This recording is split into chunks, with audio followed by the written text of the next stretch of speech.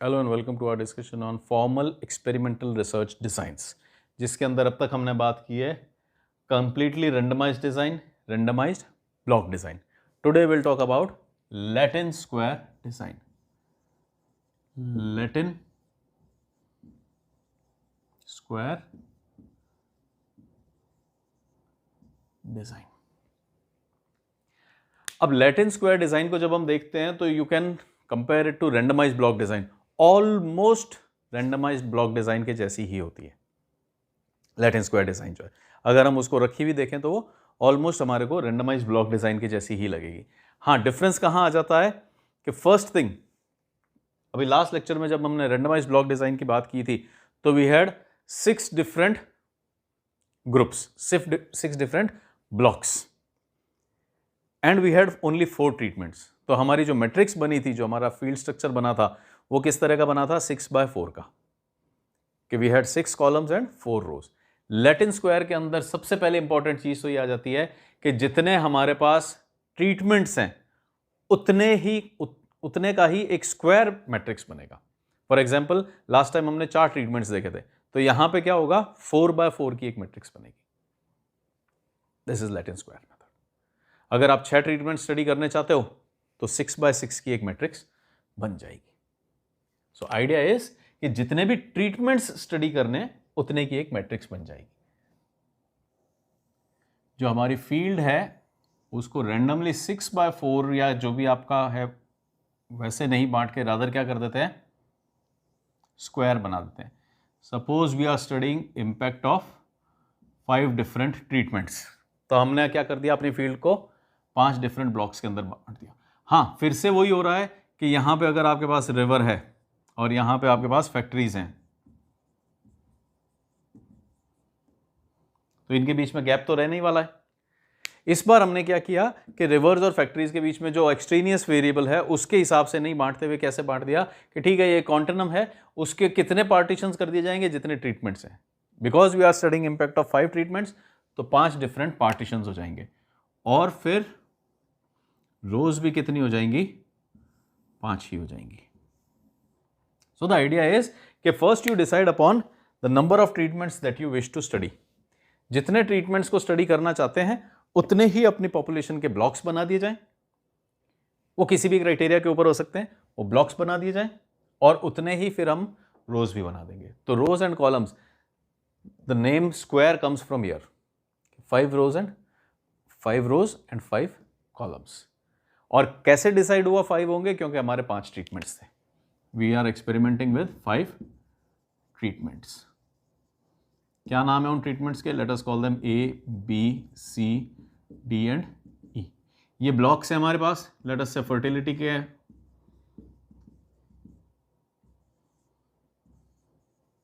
Fertility level के हिसाब से हमने बना रखे हैं. तो वी हैव ब्लॉक 1, 2, 3, 4 एंड 5. यहां पे लास्ट टाइम भी हमने कोई नाम नहीं दिए थे, इस बार भी हम कोई नाम नहीं दे रहे हैं एग्जैक्टली. हाँ, पिछली बार क्या हो रहा था? रैंडमली हम अलॉट कर रहे थे. We were having 1, 2, 3, 4, then we were having 4, 1, 3, 2, किसी भी तरह से रैंडमली अलॉटेड थे. एंड लास्ट टाइम जब हमने रैंडमाइज ब्लॉक डिजाइन पढ़ा था तो क्या था? 6x4 का ब्लॉक बन गया था. इस बार 6x4 का मैट्रिक्स बन गया था. 6x4 नहीं, it will always be a square. और how do we determine size? By number of treatments. अब इसके अंदर जो असाइनमेंट होगा वो असाइनमेंट सिर्फ इस बात को ध्यान में रखते हुए किया जाता है कि none of the rows and none of the columns will have any treatment more than once. क्या मतलब हुआ? अगर A इधर आ गया है तो अब इस रो के अंदर A और कहीं नहीं आ सकता. इस कॉलम के अंदर A अब कहीं नहीं आ सकता क्योंकि A एक जगह आ गया है. फिर बस इतनी सी कंडीशन है कि कोई भी ट्रीटमेंट अपनी रो और अपने कॉलम के अंदर एक ही बार आएगा. फर्स्ट रो के अंदर कोई भी ट्रीटमेंट ऐसा दिख रहा है कि आपको जो 2 बार आया?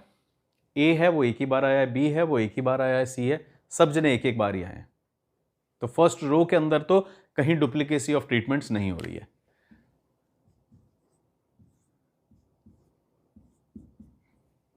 क्या फर्स्ट कॉलम के अंदर कोई डुप्लीकेसी ऑफ ट्रीटमेंट्स दिख रही है हमारे को?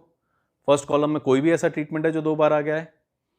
B, C, D, E, A कोई भी जना 2 बार नहीं आया है. तो इसका मतलब first row is looking good, first column is looking good. अब हम जब आगे बढ़ते हैं तो लेट अस से हम इस तरह से कर देते हैं, ये साइक्लिक चलने देते हैं, तो we can have a C D E A. अब हम एक बार सेकेंड रो को चेक कर लें। सेकेंड रो में क्या हो रहा है, कोई भी जना 2 बार आ रहा है क्या, सब जने एक ही बार आ रहे हैं। व्हाट अबाउट फर्स्ट कॉलम, सब कुछ सही है।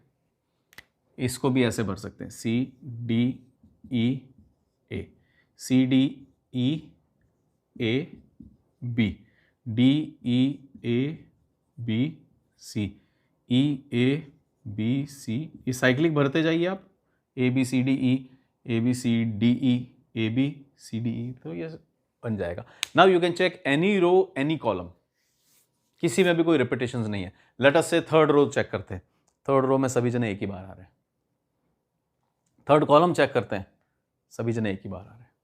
किसी भी रो में किसी भी कॉलम में कोई भी ट्रीटमेंट 2 बार नहीं दिखेगा। Now what has this ensured कि नदी के पास में और रोड के पास में कहीं भी ऐसा नहीं होगा कि ए 2 बार आ जाएगा। इन दोनों सर्कमस्टेंसेस में ए एक ही बार आएगा। फैक्ट्री के पास में और रेल के पास में डी 2 बार नहीं आ सकता, डी एक ही बार आएगा। तो वी हैव एंश्योर्ड कि कोई भी ट्रीटमेंट किसी भी कंडीशन के अंदर सिर्फ एक ही बार जा रहा है। लेकिन अगर हम यहां पे लैटिन स्क्वायर की बात करें,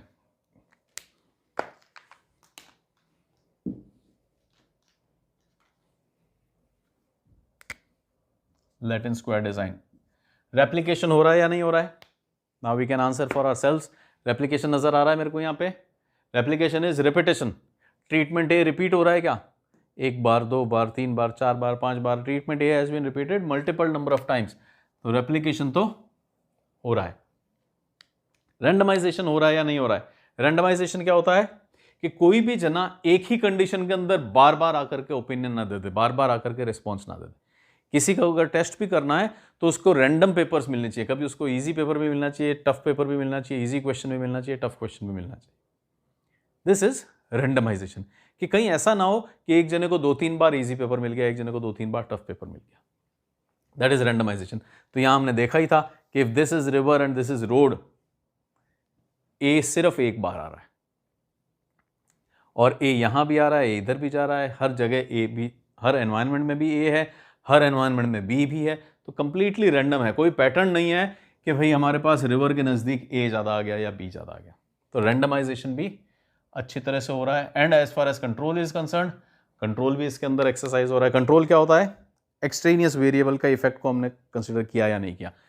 तो जो हमारे ब्लॉक्स बने हुए हैं वो क्या, किस हिसाब से बने हुए हैं? कंट्रोल के हिसाब से बने हुए हैं। एक्सट्रेनियस फैक्टर को नलीफाई करने के लिए, फर्टिलिटी लेवल का जो इफेक्ट है उसको नलीफाई करने के लिए। हाँ, कितने बनेंगे ये कैसे डिसाइड हुआ? 5 ट्रीटमेंट्स। 5 ट्रीटमेंट्स हैं तो फिर वो कंट्रोल ग्रुप्स भी कितने बना दिए हमने, या सॉरी ब्लॉक्स कितने बना दिए हमने? 5। तो कितने बनेंगे, this is being decided by number of treatments. But yes, हो गया ना। ये जो पहला है ये पूरा एक ही तरह के एनवायरनमेंट में, because it is close to river. ये पूरा जो है ये पूरा एक ही एनवायरनमेंट में है क्योंकि it is close to industry, factories, pollution level same आ रहा है। तो this was our Latin square. तो रैंडमाइज ब्लॉक के अंदर और लैटिन स्क्वायर के अंदर यही एक थोड़ा सा फर्क है कि यहां पे we are making it sure कि किसी भी तरह का ट्रीटमेंट किसी भी तरह के ब्लॉक में एक से ज्यादा बार नहीं आए। लास्ट टाइम भी ऐसा हो रहा था कि हर ब्लॉक में एक ट्रीटमेंट एक ही बार आ रहा था, बट लास्ट टाइम ऐसा पॉसिबल था कि कोई 2 ट्रीटमेंट एक साथ आ जाए। तो उस केस के अंदर हो सकता है कि आपस में एक दूसरे से वो इंटरेक्ट करने लग जाए। इंटरेक्शन क्या होता है वो अभी समझ में नहीं आएगा, इंटरेक्शन थोड़ा समझ में आएगा जब हम नेक्स्ट लेक्चर के अंदर फैक्टोरियल डिजाइंस पढ़ेंगे। बट फॉर नाउ एक चीज जो हम अभी समझ सकते हैं वो यह है कि रैंडमाइज ब्लॉक डिजाइन के अंदर हो सकता है कोई 2 ट्रीटमेंट्स पास में आ जाएं, साथ में आ जाएं और आपस में इंटरेक्ट कर लें। तो वहां पे यहां वो इंटरेक्ट डेफिनेटली नहीं करेंगे क्योंकि यहां पे ए और ए साथ में नहीं आ रहे, यहां कहीं पे भी ए नहीं आ रहा है वापस। तो यहां इंटरेक्शन कम तो हो गया है, बंद तो हो गया है, बट अभी भी मेरे को ये नहीं पता है कि उसका इंपैक्ट क्या है। यहां पे तो इंटरेक्शन हो सकता था, मुझे पता ही नहीं था, यहां हो रहा, आई मेड इट श्योर कि यहां इंटरेक्शन ना हो। बट इंटरेक्शन क्या होता है that will be more clear in factorial design. तब देखेंगे हम कि what do we mean by interaction of factors. So this was it for our discussion on Latin square design. Next time when we meet, we'll talk about factorial design. Until we meet next time, do take care. Thanks for watching. Bye-bye.